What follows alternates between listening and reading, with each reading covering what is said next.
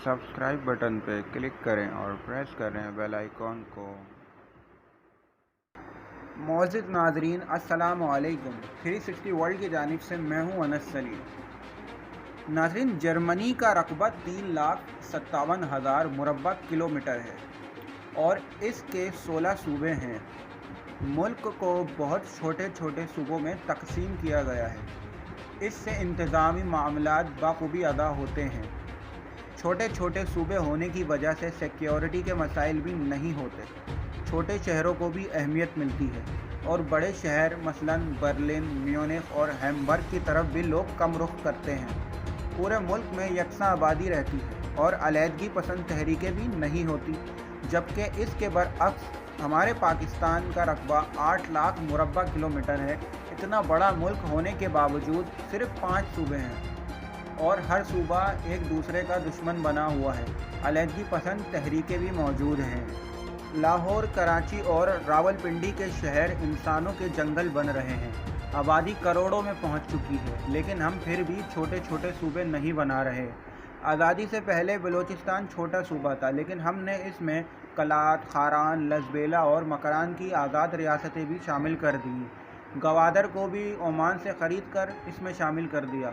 छोटे से बलूचिस्तान को हमने इतना बड़ा कर दिया है कि वो जर्मनी के रकबे के बराबर हो गया। ये जर्मनी के कुल रकबे से सिर्फ 10 मुरब्बा किलोमीटर छोटा है। यहाँ दहशतगर्द तहरीकें भी चल रही हैं। नाज़रीन कराम, बलूचिस्तान के अंदर 5 आज़ाद रियासतों को क्यों शामिल किया गया? पंजाब में भावलपुर रियासत को क्यों शामिल किया गया? क्या बलूचिस्तान के 4 बड़े सूबे नहीं बन सकते थे? क्या पंजाब के भी मज़ीद सूबे नहीं बन सकते थे? ये मुल्क तभी बचेगा जब इसे छोटे छोटे सूबों में तकसीम किया जाएगा। भावलपुर को लासानी बुनियादों पर मुल्तान के साथ शामिल करने के बजाय नीचे सिंध से खैरपुर और बलूचिस्तान से सिब्बी तक का इलाका शामिल करके अलहदा सूबा बनाओगे तो मुल्क में लासानियत का मसला भी हल होगा और हुकूमत भी आसान हो जाएगी। ये सब कुछ हमने करना है।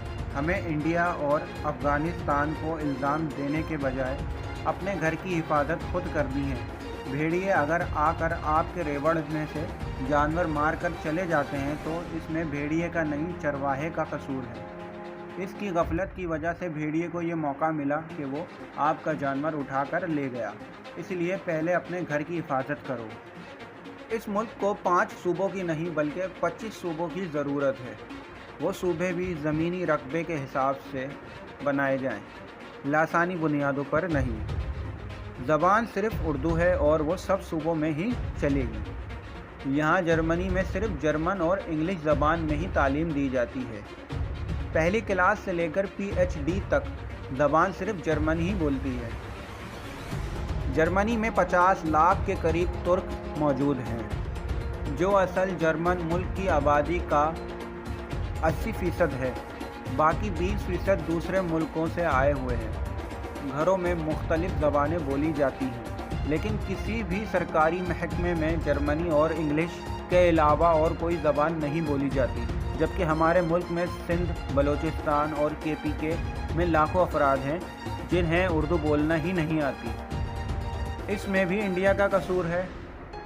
नाज़रीन कराम, 6 महीने हम सैलाब से डूब कर मरते हैं और 6 महीने खुश्क साली से, तो इसमें इंडिया का कसूर है। हम सूबे नहीं बना रहे हैं, डैम नहीं बना रहे हैं, पुलिस को कोई पूछने वाला नहीं है और पूरे मुल्क में दहशतगर्दी का नासूर अपनी आखिरी हद तक पहुंच चुका है। क्या इसमें सारा कसूर इंडिया और अमेरिका का है?